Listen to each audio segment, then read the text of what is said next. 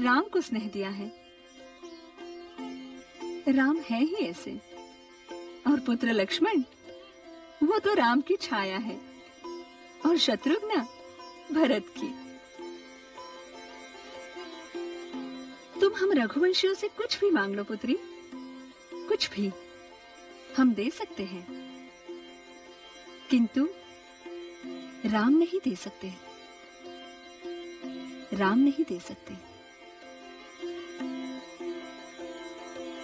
माताश्री, जो आपके प्राण हैं, वो हमारे भी प्राण समान रहेंगे। मैं आपको ये वचन देती हूँ। जी माताश्री, मैं आपको ज्येष्ठ श्री राम के लिए विश्वास दिलाती हूँ कि उनके लिए सीता दीदी वैसी ही है जैसे भगवान शिव के लिए माता गौरी, विधाता ब्रह्मा के लिए ब्रह्माणी और भगवान विष्णु के लिए माता लक्ष्मी है। पुत्री श्रुति कीर्ति, पुत्री उर्मिला, मुझे तुम दोनों के विचारों में समानता पाकर बड़ी प्रसन्नता हुई, क्योंकि यदि परिवार में पुत्र वधुओं के विचारों में समानता हो तो भाइयों में मतभेद और वैमनस्य हो ही नहीं सकता। पुत्रियों, माताश्री, माताश्री,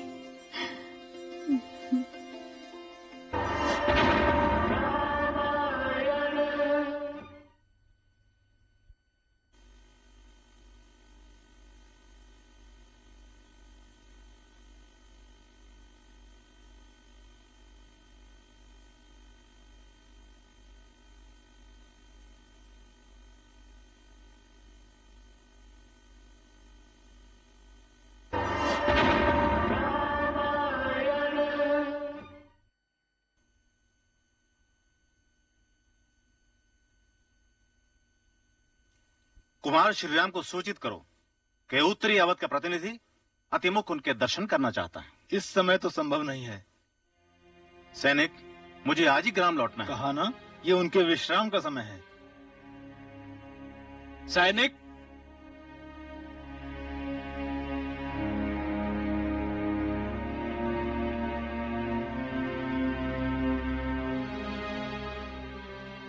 द्वार पर कौन है? कोई याचक है। सैनिक, याचक प्रथम अतिथि होता है और याचक बाद में होता है। उसका तो स्वागत होना चाहिए। जी कुमार। ध्यान रहे सैनिक, याचक वो होता है जिसे किसी वस्तु का अभाव होता है, किसी वस्तु की कमी होती है, और उस वस्तु का अभाव ही उसे दाता के पास खींच कर लाता है। आओ, अतिथि देव से क्षमा मांगो।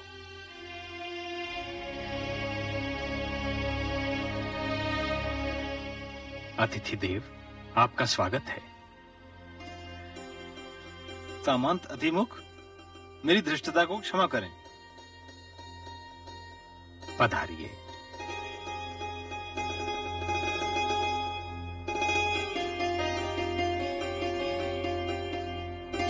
आइए अतिथि देव, आइए, आसन ग्रहण कीजिए। मुझे इतना सम्मान मत दीजिए, मैं आपकी प्रजा हूं श्रीराम। नहीं, आप तो अयोध्या की प्रजा हैं, पिताश्री महाराज दशरथ की प्रजा है। मैं उनका पुत्र अवश्य हूं, किंतु उसी प्रजा का एक अंश हूं। इसलिए मेरे अधिकार प्रजा के अधिकारों से अधिक नहीं है, क्योंकि राजा प्रजा के लिए होता है, प्रजा राजा के लिए नहीं होती। आप धन्य हैं।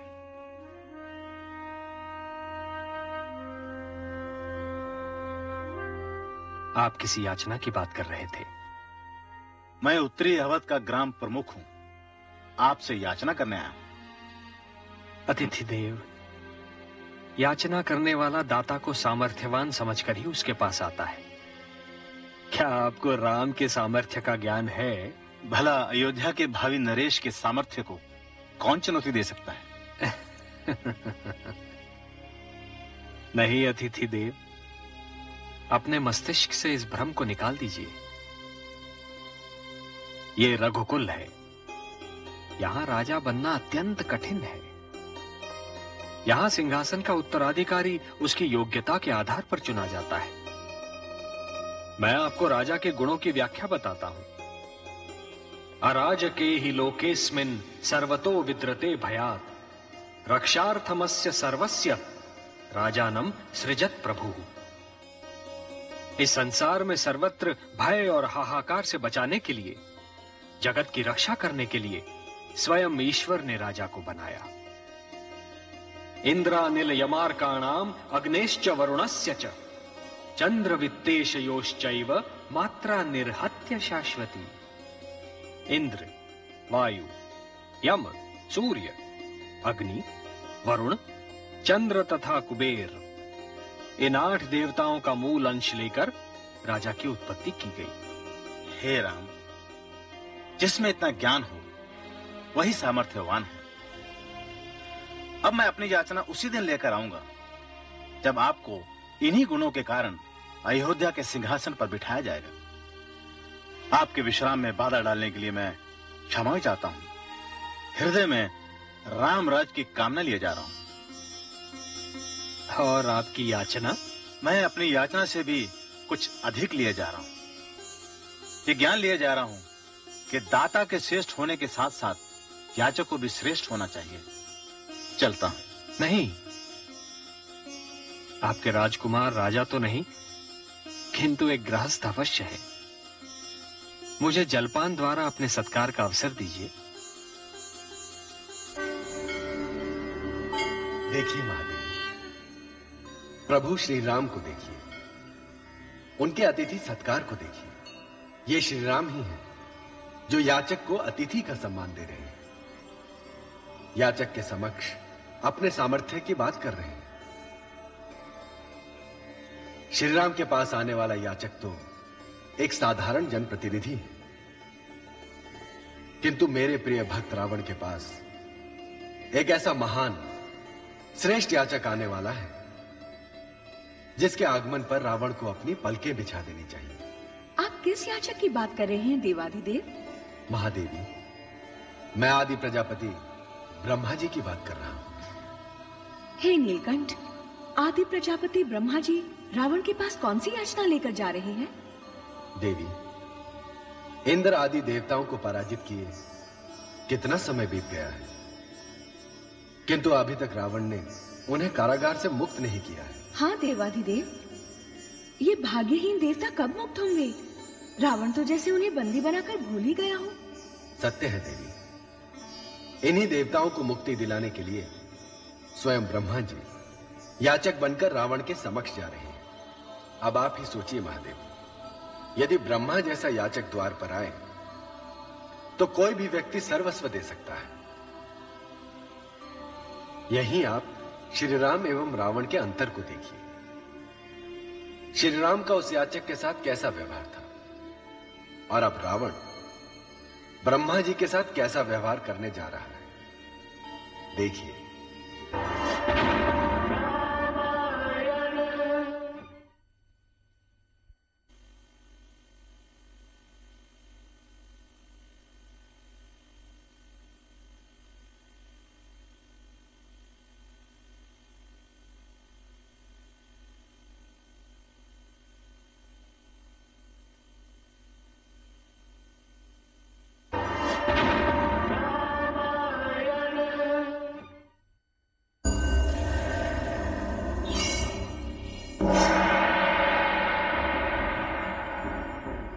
स्वागतम आदि प्रजापति, स्वागतम। आज भाग्य विधाता रावण के दरबार में याचक बनकर आया है। आश्चर्य है, घोर आश्चर्य। आश्चर्य क्यों लंकेश? याचक को दाता के पास जाना ही पड़ता है, यही नियम है। किंतु जो दूसरों के भाग्य लिखता है उसे तो... हाँ, नियति तो मेरी भी निश्चित है लंकेश। स्वयं ब्रह्म को भी महाप्रलय की रात्रि में विश्राम करना पड़ता है। नए प्रारंभ के लिए अंत का होना आवश्यक है। हे ब्रह्मा, लंकेश का अंत कभी नहीं होगा, कभी नहीं। मानव मुझे मार नहीं सकता है, और ब्रह्म के हाथों मैं मरूंगा नहीं। आज तो आपके आगमन से मुझे आनंद की प्राप्ति हुई है। मैं रावण महाप्रलय में भी नहीं मानूंगा, क्योंकि मैं ब्रह्म से बड़ा हूं। अहम ब्रह्मास्मि। तब तो मेरा कार्य सरल हो गया लंकेश। ब्रह्म तो मांगने से कुछ भी देता है। तो मांगिए, मिलेगा। ये समय तो ऐतिहासिक महत्व का है। याचक ब्रह्मा एवं दाता रावण, मांगिए आदि प्रजापति, मांगिए। लंकेश, इंद्रादि सभी देवताओं को मुक्त कर दीजिए। देवताओं की मुक्ति? देवराज इंद्र की मुक्ति? क्यों? ब्रह्म इतना असमर्थ, विजय पराजित से भयभीत? नहीं आदि प्रजापति, नहीं। आप तो जानते हैं कि जब मैंने स्वर्ग पर चढ़ाई की थी तो इसी देवराज इंद्र ने मुझे बंदी बनाकर अपमानित किया था। उसे तो बंदी बनाकर आप भी अपमानित कर चुके हैं लंकेश। एक साधारण अपराधी की भांति कारागार में डाल चुके हैं। लंकेश, तुम असुरों में जितना अभिमान है उतना सामर्थ्य नहीं। नहीं, रावण के सामर्थ्य को चुनौती मत दीजिए आदि प्रजापति। रावण के सामर्थ्य को चुनौती मत दीजिए। मेरी सोच का कारण कुछ और है। जब इंद्र ने मुझे बंदी बना लिया था, तब मेरे पुत्र मेघनाद ने इंद्र को पराजित करके मुझे बंदी इंद्र उपहार में दिया था। इसीलिए मेरा पुत्र मेघनाद इंद्रजीत कहलाता है, और बिना अपने पुत्र के अनुमति के मैं इंद्र को मुक्त नहीं कर सकता। अपने पुत्र से अनुमति में क्या विलंब हो सकता है लंकेश? पुत्र मेघनाद इस समय निकुंभला में महाकात्यायनी कंदरा में पशुपति की सिद्धि में लगा है। आज वो अपनी साधना की सबसे कठिन परीक्षा देने वाला है। पशुपति को प्रसन्न करने के लिए वो चिता को प्रज्वलित करेगा और उस अग्नि की लपटों से स्नान करेगा। आपको अपने पुत्र को लेकर कोई चिंता नहीं है लंकेश? चिंता कैसी आदि प्रजापति, चिंता कैसी? रावण जैसे श्रेष्ठ का पुत्र कहलाने के लिए मेघनाद को रावण से अधिक श्रेष्ठ बनना होगा। इंद्रजीत तो वो हो चुका। आज वो अग्नि पर विजय प्राप्त करने जा रहा है।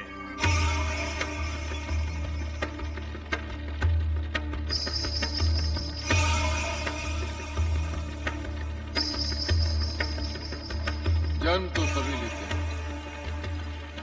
किंतु शक्ति व्यक्ति कीट पतंग के अतिरिक्त क्या है? मैंने इंद्र को पराजित किया। मैं महान रावण का पुत्र हूं।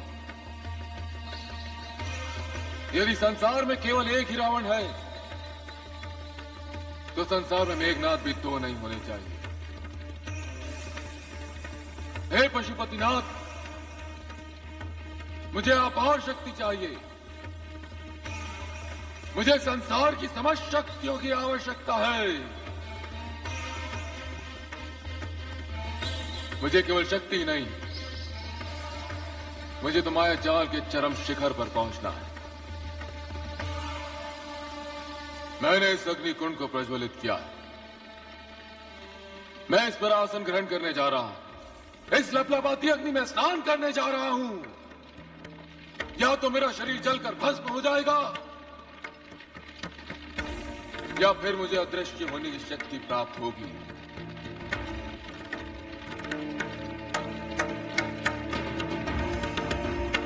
हे देव, मेरी भेंट स्वीकार कर। ओम पशुपते नमः। ओम पशुपते नमः। ओम पशुपते नमः। ओम पशुपते नमः। ओम पशुपते नमः। ओम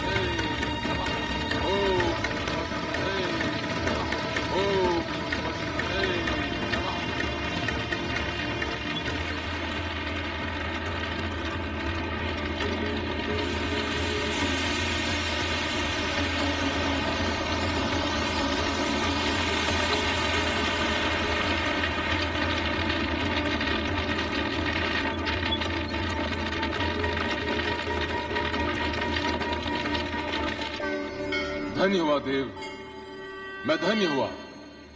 हे पशुपतिनाथ, आपने अग्नि स्नान की मेरी पूजा स्वीकार कर ली, मैं धन्य हुआ। वत्स, जब तक ये रक्षा कवच तेरे शरीर पर रहेगा तू सबको देखेगा, किंतु तुझे कोई भी नहीं देख पाएगा। पुत्र, ध्यान रहे, जिसको कोई नहीं देख सकता और जो सबको देखता है उसे ईश्वर जैसा होना चाहिए। जिसे आपने शक्ति दी है वो कायर नहीं है पशुपति, वो इसका उचित उपयोग करेगा।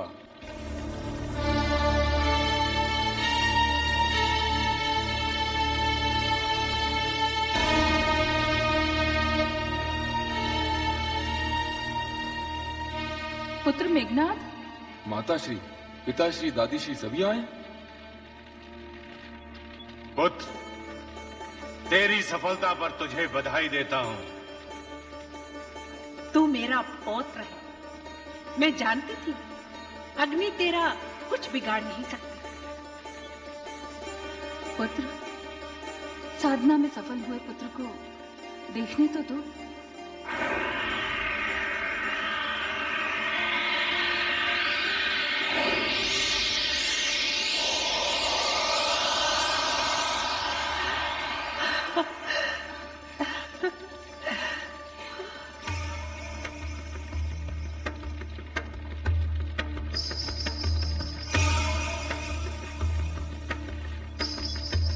अब मैं विश्वास से कह सकती हूँ, संसार में अब असुर संस्कृति को फैलने से कोई नहीं रोक सकता, कोई नहीं। पुत्र अभिनंदन, अभिनंदन। जलती चिता में किसी जीवित का प्रवेश करना बहुत कठिन है। पुत्र, तुम्हारी महत्वाकांक्षिणी दादीश्री और महान पिता के मध्य मैं खड़ी हूं। केवल मैं तुम्हारी कुशलता चाहती हूं, किंतु मुझे खेद है कि तुमने मुझे इस अनुष्ठान के बारे में नहीं बताया। माताश्री, यदि मैं आपको बता देता तो मेरा अनुष्ठान कभी पूर्ण नहीं होता। मेरे हृदय में जितनी कठोरता सासी दादीश्री और पिताश्री की है, उतनी ही कोमलता भी है जो मुझे आपसे मिली। कोई प्रेम से मिले तो मैं संगीत हूं, अन्यथा घृणा से मिले तो मैं मृत्यु का संदेश हूं। तेजस्वी भव, यशस्वी भव।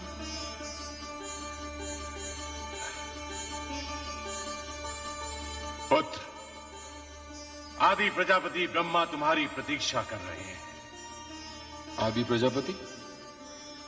हाँ पुत्र, वे तुमसे कुछ याचना करने आए हैं। वो तो बहुत बड़े याचक हैं, उनसे कुछ लिए बिना मैं उन्हें कुछ दूंगा नहीं। चलो पुत्र, चलकर उनकी याचना तो सुन लो। चलिए दादीश्री, चलिए माताश्री। मैं ब्रह्मा जी से मिलने के बाद आपसे मिलने आपके कक्ष में आता हूं। चलिए पिताश्री।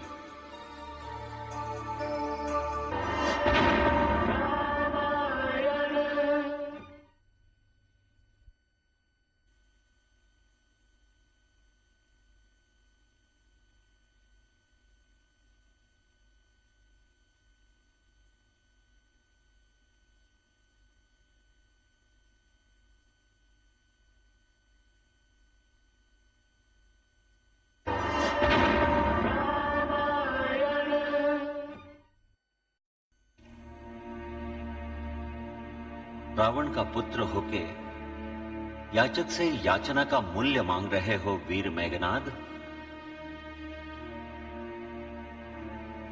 नहीं देव, मेरे द्वार स्वयं सागर याचना करने आया है।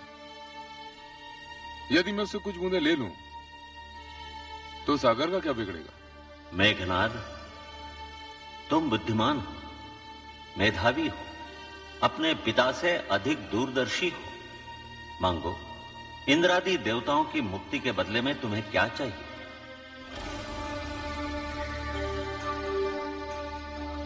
मैं जानता हूं, अमृत तो मांगने से नहीं मिलेगा, इसलिए आप मुझे एक ऐसा दिव्य रथ प्रदान करें कि जिस पर मैं युद्ध रथ हो जाऊं तो कोई मुझे मार न सके। तथास्तु, किंतु ध्यान रहे, युद्ध से पहले यदि तुम नियमित पूजा अधूरी छोड़ दोगे तो मेरा यह वरदान काम नहीं आएगा। और कुछ? और हां, मुझे केवल वो ही मार सके जो 10 वर्षों से अधिक समय तक ना सोया हो और उसने एक ही समय भोजन किया हो। तथास्तु। पिताश्री, मुझे अपना मुंह मांगा वर मिल गया है। अब हमें इंद्रादि देवताओं को मुक्त करने में कोई आपत्ति नहीं होनी चाहिए। मैं अभी उन्हें मुक्त करने का आदेश देता हूं पुत्र। और इंद्रजीत मेघनाद, मैं तुम्हें दिव्य रथ के लिए ब्रह्मास्त्र तब दूंगा जब तुम नागलोक से नागपाश ले आओ। नागलोक से नागपाश? हाँ, बहुत से प्राणी नागपाश प्राप्त करना चाहते हैं, किंतु वो नागपाश केवल मेघनाद को प्राप्त होगा, केवल मेघनाद को।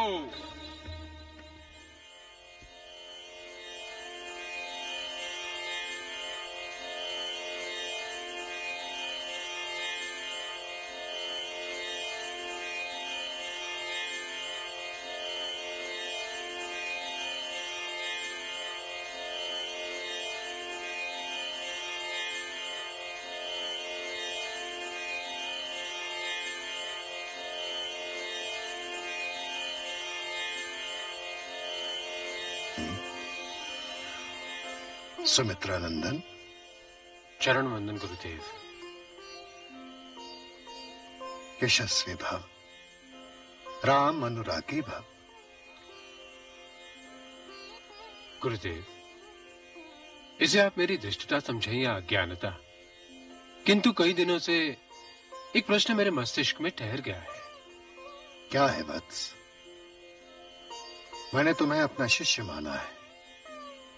यह आचार्य का कर्तव्य होता है कि वो अपने शिष्य की शंका का समाधान करे। गुरुदेव, आपसे भ्राता श्री राम तथा मैंने बला एवं अति बला नाम की योग शिक्षा ग्रहण की है। इसकी सिद्धि भी मुझे प्राप्त हो गई। अब यदि मैं चाहूं तो वर्षों तक बिना निद्रा के, बिना आहार के रह सकता हूं। हाँ लक्ष्मण। किंतु गुरुदेव, इसका उपयोग मैं कैसे करूं, कहां करूं, यह मेरी समझ में नहीं आता। हे रामानुज, तुम मुझसे उस घटना का परिणाम जानना चाहते हो जो भविष्य के गर्भ में है, किंतु परिणाम का जन्मदाता तो कोई कारण होता है। ज्ञान केवल इसलिए नहीं होता कि उसका तुरंत ही कोई उपयोग हो। तुम राजपुत्र हो। मेरे यज्ञ की रक्षा के लिए तुम दोनों भाइयों को वन जाना पड़ा। यदि ताड़का और सुबाहु की मृत्यु के बाद बात बढ़ जाती, रावण अपनी सारी सेना ले आता, तो ऐसी स्थिति में क्या होता? तुम्हें निरंतर युद्ध करना पड़ता, एवं युद्ध निद्रा एवं भोजन की सुविधा नहीं देता पुत्र। उस स्थिति में तुम्हारी शिक्षा का उचित उपयोग होता। आपने सत्य कहा गुरुदेव। प्राणी को सदैव किसी अनहोनी के लिए तत्पर रहना चाहिए। होनी तो हो जाती है और सोचने का अवसर ही नहीं देती। हाँ लक्ष्मण, यदि भगवान विष्णु में नरसिंह बनकर दैत्य हिरण्यकश्यपु को मारने की क्षमता ना होती, तो ब्रह्मा का दिया हुआ वरदान सारी मानवता के लिए अभिशाप बन जाता। मेरा एक अटल विश्वास है सुमित्रा नंदन कि जीवन में कोई भी घटना अकारण नहीं घटती। उसका कोई ना कोई कहीं ना कहीं दूसरा छोर होता है। सत्य है गुरुदेव, समाधान सुनकर धन्य हुआ। मैं आभारी हूं गुरुदेव। आयुष्मान भव।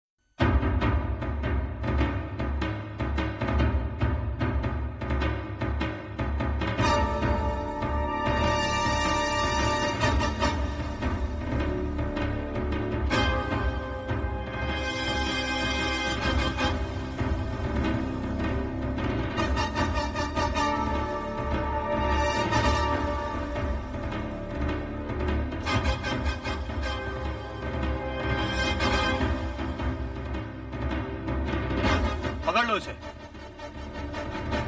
यदि ये नाग राजकुमारी नहीं हुई तो? मैं भली भांति जानता हूं, इन्हीं 7-8 में राजकुमारी है।